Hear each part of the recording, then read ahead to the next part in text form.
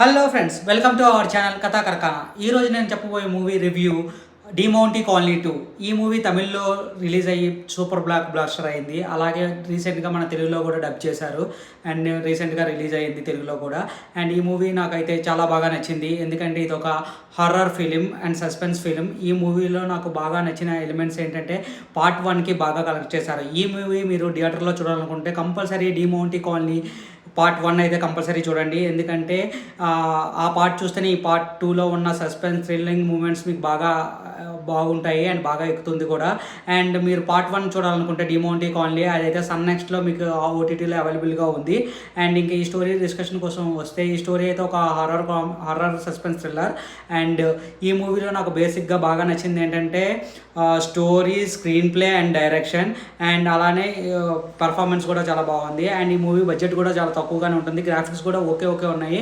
Budget వైజ్గా చూస్తుంటే graphics అయితే చాలా బాగా తీశారు. అండ్ మూవీ అయితే ప్రెసెంట్ సస్పెన్స్ అయితే first frame to last frame చాలా బాగా కనెక్ట్ చేశారు. అండ్ చాలా బాగా మీకు ఎగ్జైట్ ఉండే ట్విస్ట్ అండ్ టర్న్స్ కూడా చాలానే ఉన్నాయి. అండ్ ఇంకా ఈ మూవీలో పర్ఫార్మెన్స్ విషయానికి వస్తే ప్రియా భవానీ శంకర్ అయితే తను బాగా యాక్ట్ చేసింది. తన పర్ఫార్మెన్స్ అయితే ఫస్ట్ నుంచి లాస్ట్ వరకు చాలా బాగుంటుంది. అక్కడక్కడ ఎమోషనల్ కూడా చాలా బాగుంటుంది, బాగా కనెక్ట్ అవ్వచ్చు. ఇంకా అరుణ్ తమిళ్ రసు ఆయన హీరో, ఆయన అయితే ఈ మూవీలో చాలా సటిల్ అండ్ మంచి పర్ఫార్మెన్స్ ఉంది. మూవీ పార్ట్ 1లో కూడా ఆయన ఉంటారు, ఇక్కడ కూడా ఉన్నారు. అండ్ ఇంకా డైరెక్షన్ విషయానికి వస్తే అజయ్ జ్ఞానముత్తు ఆయన అయితే చాలా బాగా డైరెక్షన్ చేశారు. ఆయన డైరెక్షన్ అయితే నెక్స్ట్ లెవెల్లో ఉంది ప్రతి ఫ్రేమ్ని. అండ్ నాకు ఈ డైరెక్షన్లో బాగా నచ్చింది ఏంటంటే పార్ట్ 1లో కొన్ని సీన్స్ తీసుకొని ఆ సీన్స్ని ఇక్కడ పార్ట్ 2లో బాగా కలిపారనమాట.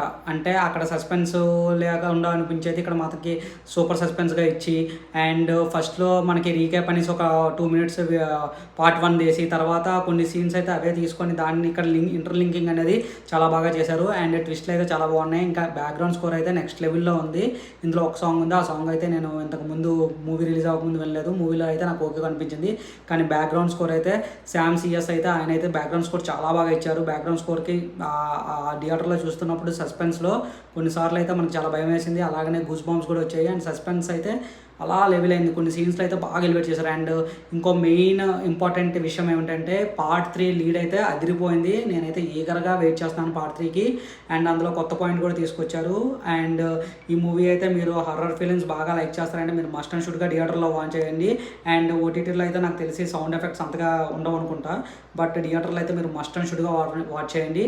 And please subscribe and our channel for more updates కథా కరకానా.